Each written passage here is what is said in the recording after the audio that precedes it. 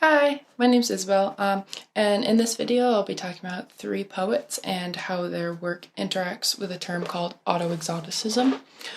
So first, that term was coined by Joep Leerssen, and he first used it to describe 19th century novels written by Irish people for an English audience, and he described it as a mode of seeing, presenting, and representing oneself in one's otherness. So basically, internalizing an outsider's perspective of you and then reflecting that in your own characterization of yourself and your home. So inherently, there's a certain desire for auto-exoticism to be marketable, and then that makes it really relevant to three poets, Sinéad Morrissey, Leontia Flynn, and Alan Gillis, who wrote about the city of Belfast after the Good Friday Agreement. And they wrote about tourism and the redevelopment of the city. So firstly, in Morrissey's poem, Tourism, she wrote, "The Spanish and the Dutch are landing in airports and filing out of ships. Our day has come." So basically, Morrissey's writing about this sense of validation given by European tourists, not only in the money flowing into the city, but also the fact that they're visiting sort of legitimizes Belfast as post-conflict. There's an implication, it's safer, people want to visit.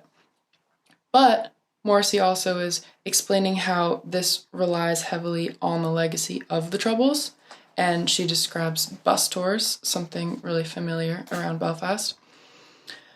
"We take them to those streets they want to see most, at first, as though it's all over and safe, behind bus glass like a staked African wasp." So there's an allusion to this distant location and exoticism through this foreign object, the African wasp, and it's symbolizing Belfast and sets it apart as something to be consumed by visitors for the price of, a ticket on a bus tour. Leontia Flynn also talks about tourism and urban redevelopment in one of her poems called Belfast, and she does so through talking about the transition from old to new, using sites and sort of tangible symbols of global capitalism and neoliberalism seen around the city. So she wrote, "What was mixed grills and whiskeys, cultureless, graceless, leisureless, is now concerts and walking tours, friendly, dynamic, various." So Flynn's sort of melding old and new, showing cracks in the construction of this redevelopment of the city, and how we can sort of see the history of Belfast through those cracks, despite this shiny new assertion of the city as a post-conflict global capital.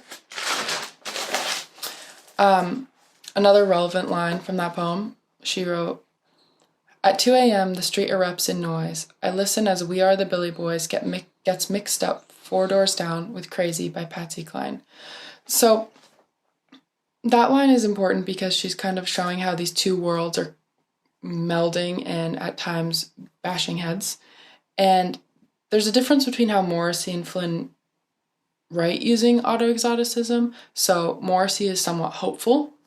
She wrote, "Infect us with your radical ideas. Be carried here on a sea breeze from the European superstate we long to join. Bring us new symbols."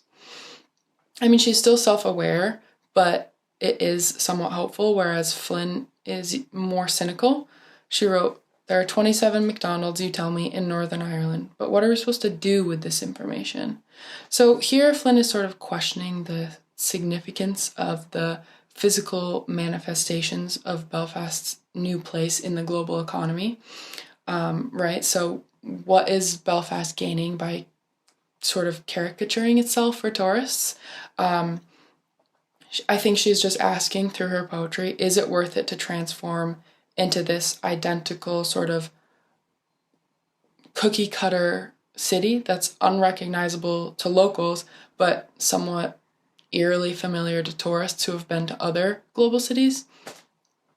And that's really important because it kind of then transitions nicely to Alan Gillis's poem, Progress. He wrote, "They say that for years Belfast was backwards and it's great now to see some progress." And in this poem, he's describing events happening backwards, events of violence specifically. And he's writing it because outsiders who described Belfast as post-conflict like people working in the media, academics, anyone from outside of the city, always talk about this progress in economic terms. They're talking about economic growth, urban redevelopment that was, primarily felt by suburban middle class, not the working class, which bore the brunt of the violence during the Troubles. So locals like these poets see what was lost and what continues to be gone, right? So Gillis wrote, "So I guess we can look forward to taking boxes from the earth." He's basically saying, these people who died cannot come back, bombs can't unexplode, and a community that has been traumatized can't just magically be untraumatized by the economic growth that Belfast has seen in the past few decades since adopting this sort of Troubles tourism economy. So even though the city benefits in some ways, you can't ignore what still lies underneath.